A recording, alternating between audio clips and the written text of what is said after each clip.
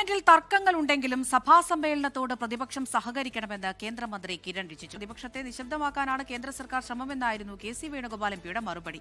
24 business conclave 2ാം എഡിഷനിലെ സംവാദങ്ങൾ തുറന്ന ചർച്ചകളുടെ വേദിയായി. 24 ബിസിനസ് കോൺക്ലേവിന്റെ 2ാം എഡിഷൻ ചൂടുള്ള കാര്യമാത്ര പ്രസക്തമായ ചർച്ചകൾ കൊണ്ട് വേറിട്ടതായി. 24 senior executive editor KR Gopikrishnan കേന്ദ്രമന്ത്രിയും അതിഥികളും തമ്മിലുള്ള സംവാദം നയിച്ചു. What will be the support we will be getting to improve the infrastructure in Kerala? The whole Kerala is like a huge city, and if you can create different zone as a unit of a city, then you can unleash the potential. But then this corridor should not create a situation of compartmental kind of division, because the mobility of the people within Kerala has to be completely free. It should not be disturbed. Parliament ബഹളത്തിൽ മുങ്ങുന്നത് ചർച്ചകളുടെ വഴിമാറ്റുന്നുവോ എന്ന ചോദ്യത്തിന് കേന്ദ്രമന്ത്രി കിരൺ റിജിജുവിന്റെ മറുപടി. We are a parliamentary democracy.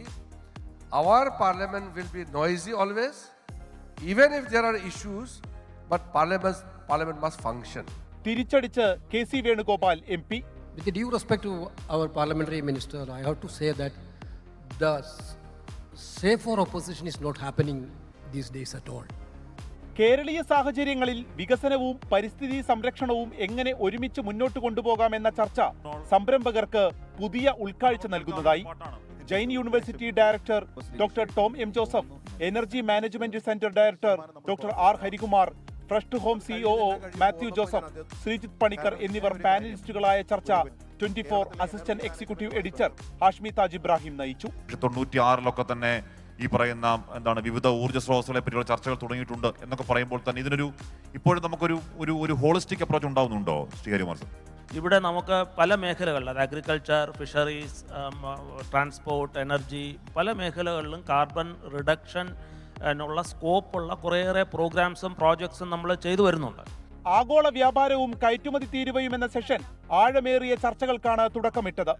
Trumpism ഉണ്ടാക്കുന്ന ആശങ്കകൾ സംവാദത്തിൽ ഇടം പിടിച്ചു.